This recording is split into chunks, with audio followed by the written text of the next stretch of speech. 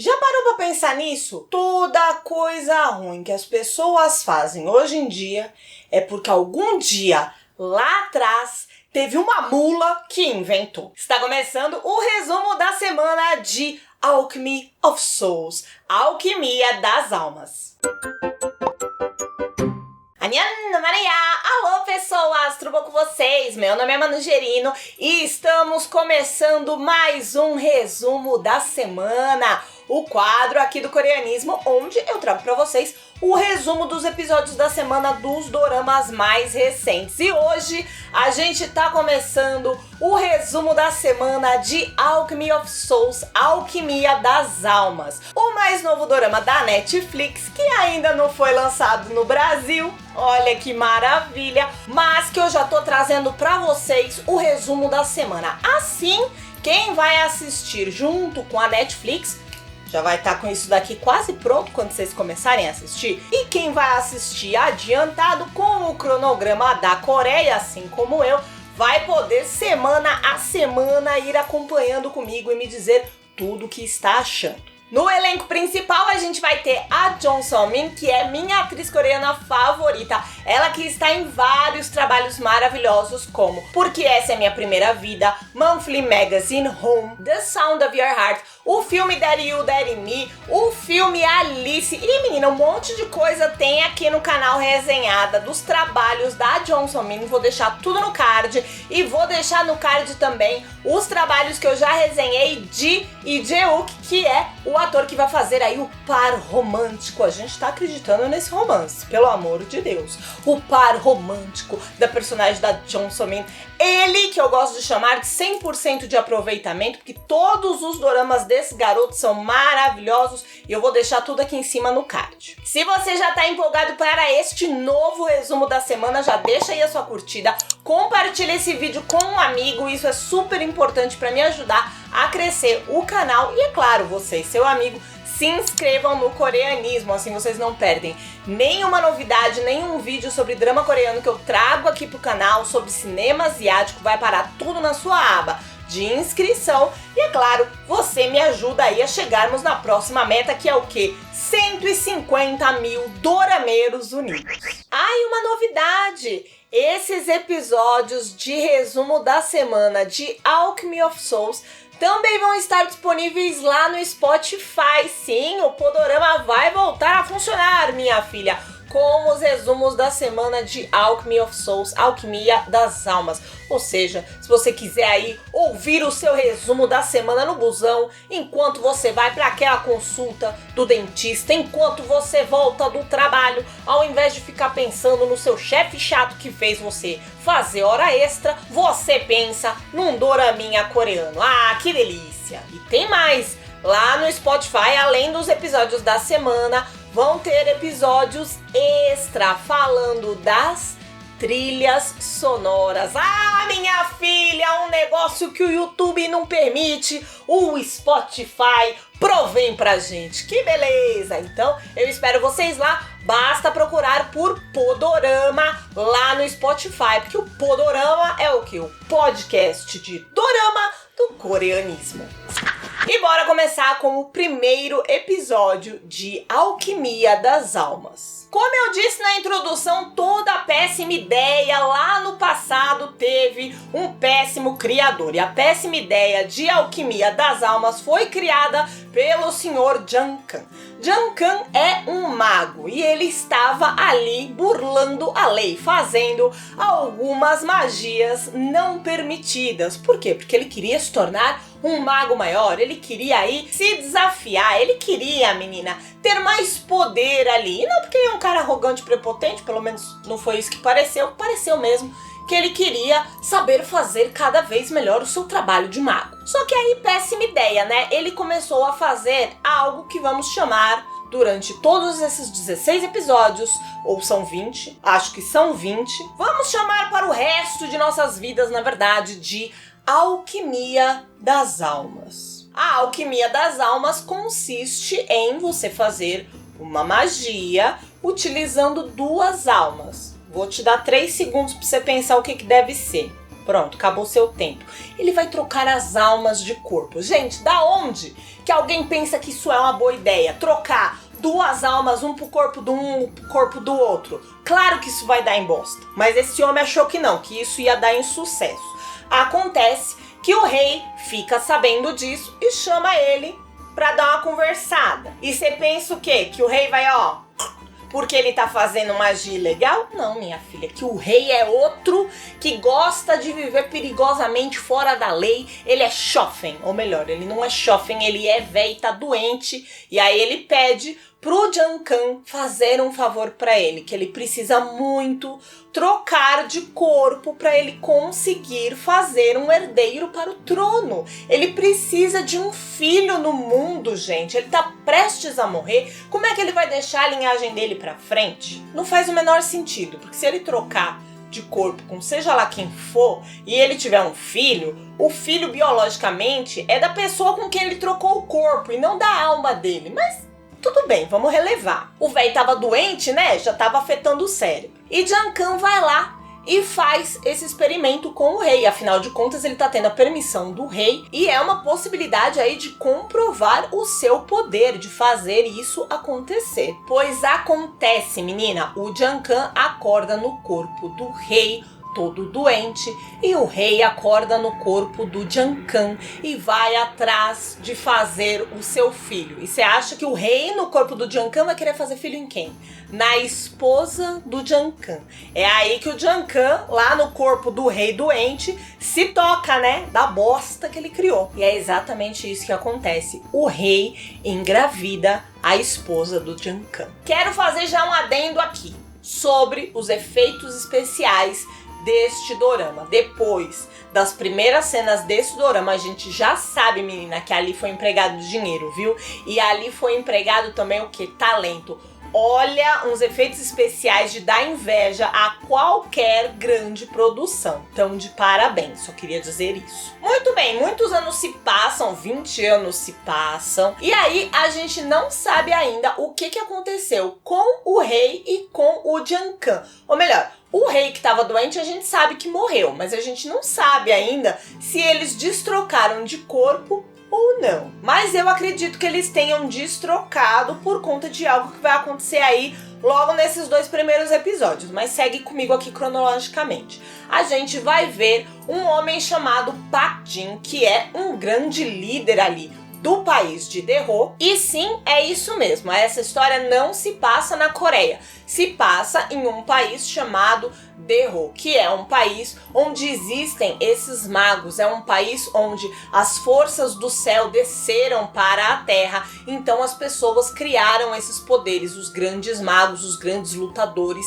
têm poderes e conseguem controlar energias. Vemos então que o Pak Jin está com ali uma galera indo atrás de uma assassina, perseguindo uma assassina chamada Naksu. E Naksu é uma grande lutadora e ela também é uma maga. A gente já vê ali uma luta perigosíssima entre a Naksu e o Pak Jin. E é pé pra um lado, e é espada pro outro, e é água que pula, menino, uma maravilha. E Naksu sai fugida. Ela consegue escapar, ela entra numa cidadezinha ali no interior e ela resolve que ela vai fazer o quê? Trocar a alminha dela de corpo. Afinal de contas, ela precisa se livrar daquele corpo que é conhecido de todos para poder não morrer, não é mesmo? Porque ela tá quase para ser capturada. Nessa cidadezinha, ela escolhe uma jovem com quem ela vai trocar de corpo, mas enquanto ela tá fazendo ali o feitiço, algo acontece. E ela não entra no corpo dessa garota. Ela entra, na verdade, no corpo de uma outra jovem que ela viu pouco antes na cidade. Uma jovem cega. E ela não era só uma jovem cega, ela era uma jovem cega e uma jovem muito fraquinha. Então mesmo quando a Naksu entra no corpo dela e esse corpo fica um pouco mais forte, tanto que ela começa a enxergar, ainda assim é um corpo muito fraco se comparado com o corpo da Naksu. Afinal de contas, ela é uma assassina, uma maga, é uma mulher extremamente forte. Essa nova identidade dela se chama Mudok. E Mudok está andando ali com algumas outras pessoas, como se eles fossem assim um grupinho de andarilhos. E um dos caras do grupo de andarilhos, filho de uma égua, acaba vendendo ela para um bordel. Sim, minha filha, ninguém era amigo de ninguém ali não, ele estava enganando a Mudok e é claro que por tabela enganando a Naksu. Ela tá pistola da vida, mas é claro que com aquele corpinho chinfrim que ela tem hoje em dia, não dá pra ela fazer nada, então ela acaba indo pra dentro do bordel. O bordel daquela época não era exatamente como o bordel de hoje em dia. Claro que tinham ali as garotas e tal, que falavam com seus clientes, se é que você me entende, mas também era um lugar frequentado pelas pessoas que queriam conversar, que queriam beber, que queriam jogar, e lá era frequentado pelo F4 das 4 estações. Menina, pensa num negócio brega, eu já amei. E eu nem tô de sacanagem, é exatamente assim que eles se identificam. Primavera, verão, outono, inverno. São os 4 filhos das 4 famílias mais poderosas ali de Daeho. Nós vamos conhecer a belíssima de Choyeon, da família Jin, que é a primavera. Park Dang-gun, conhecido como o verão, que é filho do Park Jin e que é aquele garoto espirituoso que adora dar risada e se dá bem com todo mundo. Soyul, que é o outono e ele é ali mais misterioso, e Jang-ok, que é filho de Jang-kan e é o inverno, porque é aquele que se mantém distante de tudo e de todos. E a gente vê que essas características que dão pra eles não é bem assim, porque o Jang-ok mesmo não é de se manter afastado de tudo e de todos. Ele é até um cara bastante boa praça, mas tem um motivo das pessoas acharem que ele é isolado e que ele é frio. Mas antes do motivo, você pegou no ar, né? Ele é filho do Jang-kan, então na verdade ele é filho de quem? Do rei, minha filha.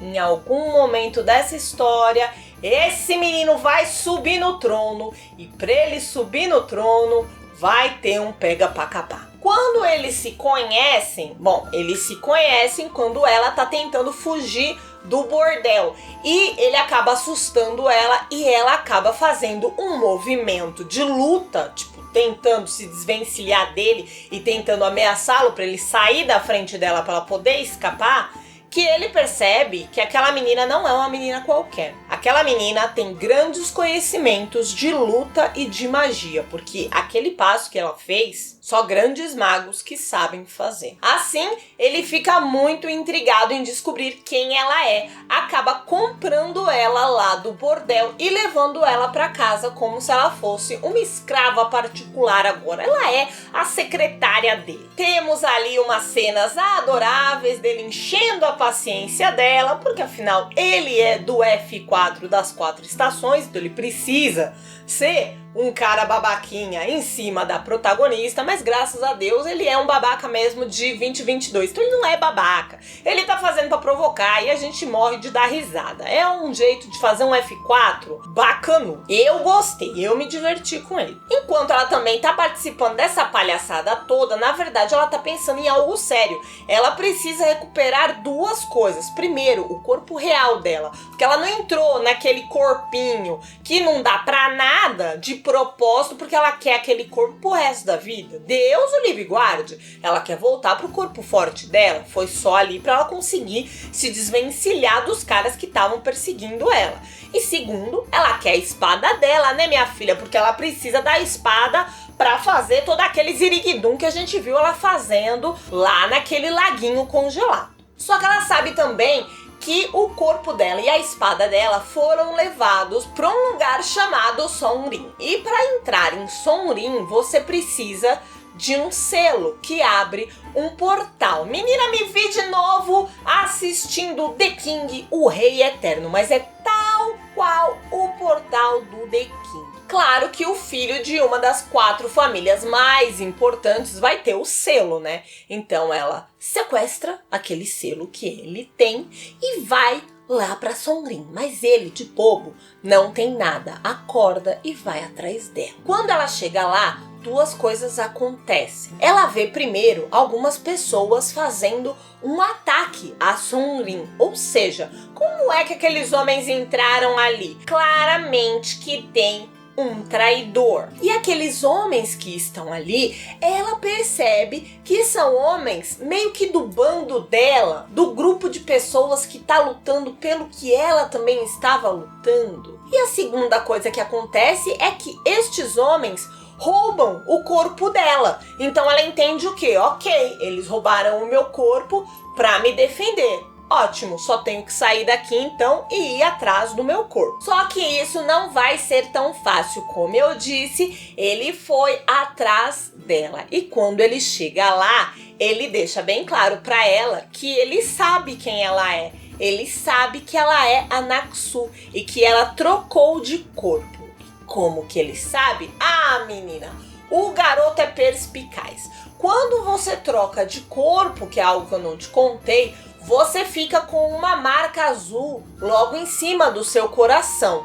Então, ninguém sabia que ela era Naksu, porque até então ela não tinha nenhuma marca azul. Ela mesma mostra pra gente que ela não ficou com marca azul. Então, se alguém alguma hora chegar nela e verificar aqui, ó, o colinho, o petinho, não vai achar nada. Mas ele achou onde a marca dela foi parar. A marca dela tá dentro dos olhos dela. Por isso que os olhos dela brilham daquele jeito. Uma última coisa que deixa a gente bem intrigado no fim do primeiro episódio é que o Outono, na verdade, conhece a Naksu. Eles se conhecem de quando eles eram mais novos. E quando ele vê o corpo dela, que foi capturado pelos homens de Songrin, e vamos lembrar que ele também é filho de uma das 4 famílias poderosas, ou seja, ele é pró-Songrin. Ele não é pró-Naksu, ele é pró-Pak Jin, que é o pai do amigo dele, do verão. Quando ele vê o corpo dela, ele diz que ele não a conhece. E aí ficou a pulga atrás da minha orelha. Será que ele realmente não reconheceu o corpo dela porque eles se conheciam um pouco mais novos e agora eles estão um pouco mais velhos? Ou será que não existe apenas um traidor e sim 2? Será que o Outono também é um traidor?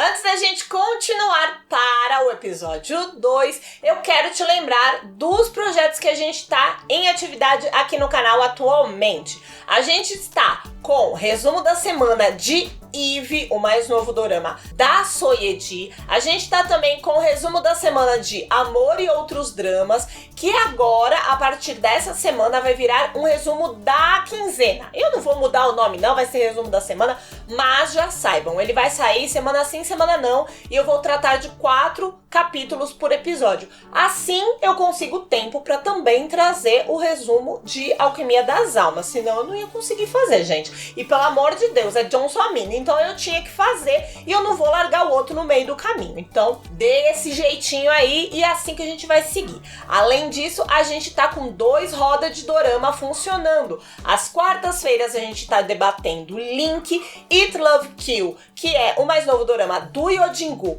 e da Moon Ga-yeon, e Insider aos sábados, que é o mais novo dorama do Kan Ha-nu. Os roda de dorama, quarta-feira, 8 horas da noite, e sábado também, 8 horas da noite. Por isso que você tem que estar inscrito aqui no canal, gente. Olha quanta coisa que acontece aqui, além, claro, dos vídeos de lista, do Dorama News, das resenhas que eu trago além disso aqui, da programação extra pra quem é membro do canal. Menina, se inscreve. E dá uma olhada na programação extra clicando em Seja Membro. Agora sim, episódio 2. Muito bem, no episódio 2 a gente entende nos mínimos detalhes por que esse menino quer tanto que a Naksu seja a mestre dele. Se ele sabe quem ela é, por que ele ainda não a dedurou? É por isso, porque ele quer que ela o ensine o que ela sabe, o ensine magia, o ensine lutas, o transforme em um mago poderoso. E ele quer isso dela porque ele não pode ter isso de ninguém. Depois que ele nasceu, o Jankan pegou ele, levou até Songrin, até ali a entrada do palácio, e selou o canal espiritual deste garoto. O canal espiritual, acho que a maioria de vocês já entendeu, né? Mas é o canal que ele tem com o quê? Com o céu, com o cosmos, com as energias. Se você sela o canal espiritual da criança, a criança é o quê? Só uma criança só. Que nem as que a gente tem por aí que não faz nada, não levanta copo, não faz nada, nem passa um café as crianças hoje em dia. Mas lá em Songrin as crianças sabem fazer magia. E o Jungkook foi o único que cresceu sem fazer nada disso. Já fica aí a primeira pergunta. Por quê que o pai dele selou o canal espiritual dele? Será que é por vingança? Porque ele não é filho do pai, ele é filho do rei. Então agora ele é obrigado a ter esse garoto como se fosse um filho legítimo dele e da esposa, mas ele sabe que não é. Será que é isso? Vingança contra o rei? Será que é medo? Medo do garoto ter poderes e ser filho do rei e fazer alguma coisa? Ou será que é proteção? Será que ele está protegendo o garoto de algo, transformando o garoto em um garoto normal, em um garoto que não pode fazer magia? Será que aquele tanto de poder poderia colocar o próprio filho em risco? E essa é a cena que pra mim pelo menos deixa claro que sim, eles trocaram de volta de corpo, né? Porque se o Jungkook for ainda o rei, se o Jungkook de verdade tiver morrido no corpo do rei antigo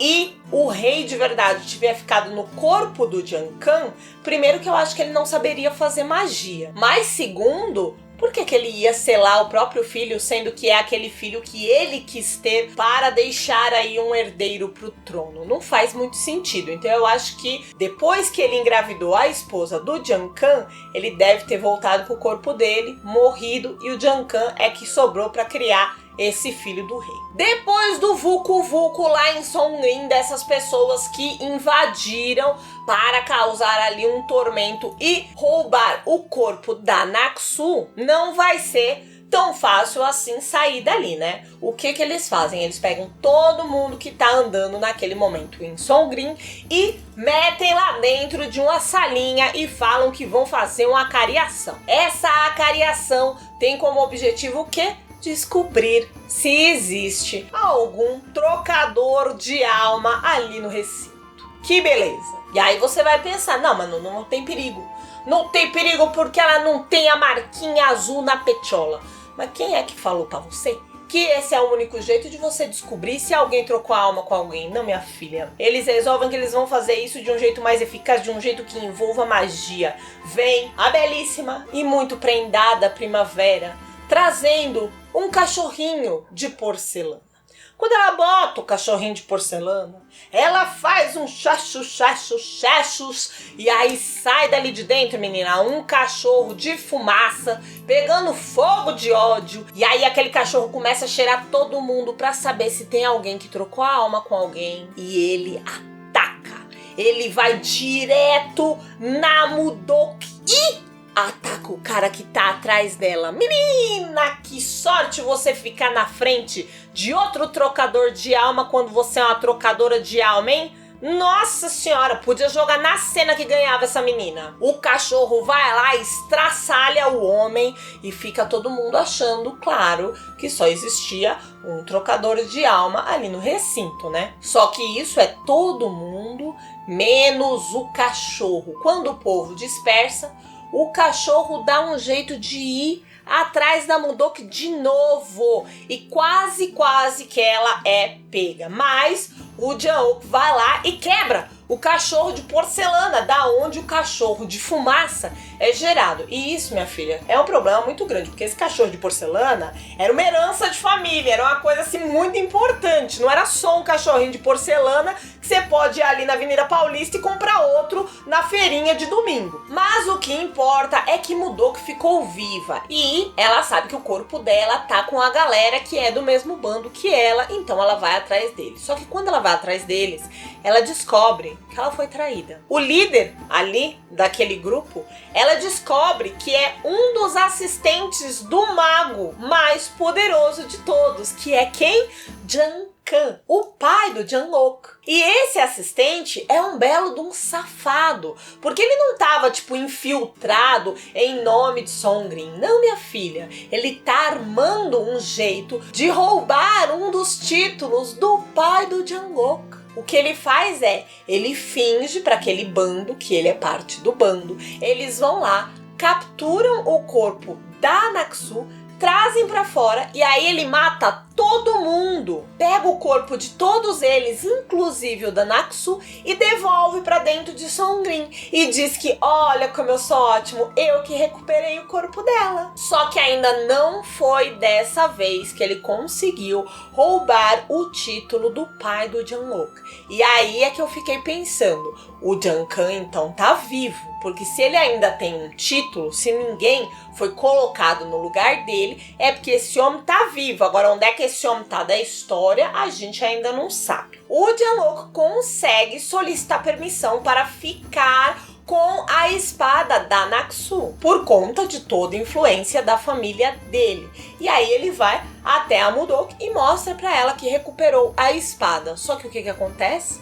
Ela não tem força para desembainhar a espada. É como se fosse a Excalibur, entendeu? Só que em vez de estar fincada no chão, tá dentro da capinha. Ela precisa de força para aquilo. E a espada reconheceu que ela é a Anaxu, mas ela não é capaz o suficiente de desembainhar essa espada. Ele fica bastante triste, porque ele contava que ela fosse uma maga poderosa. Assim, ela podia quebrar o selo espiritual que ele tem, que até hoje ninguém quebrou, porque o Jankan deu ordens a todos os magos. Ninguém pode quebrar o selo do filho dele. Mas a Anaxu não prometeu nada, né? Então que se dane. Foi isso que o Janwook pediu. Mas aí agora que ela não tem poder nenhum, ele fica muito chateado com ela. E ele diz um negócio bem babaca. Ele diz pra ela, desiste. Você não vai voltar a viver como a Anaxu. Continua vivendo como a Mudok e pronto. Só que isso é um choque pra ela. Ela não quer continuar vivendo como uma garota fraca. E o que o bonitão fala?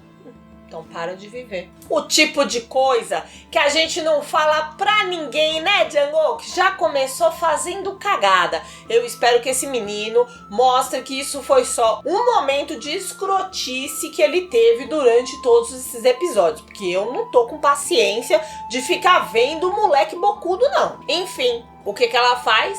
Ela vai até o lago onde ela sabe que jogam todos os trocadores de alma. Ela vai junto com a sua espada e ela pula pra morte. Mas ela não morre, menina. Ela cai naquela água e aquela água tem tanto poder de trocadores de alma que ela recupera os seus poderes e consegue desembainhar a espada. E ela sai daquele lago de uma queda enorme, não acontece nada com ela. E ela o vê e ela mostra pra ele que o poder dela voltou. Só que assim como ele voltou, ele acabou rapidinho. Parece que ela vai ter que ficar muito mais tempo treinando e tendo contato com o poder do lago para voltar a ser a boa e velha Anaxu. Agora, numa coisa que ela nunca deixou de ser a boa e velha Anaxu é no quê? Em ser vida louca. Menina, ela resolve que ela vai quebrar esse selo desse garoto. Isso porque é interessante para ela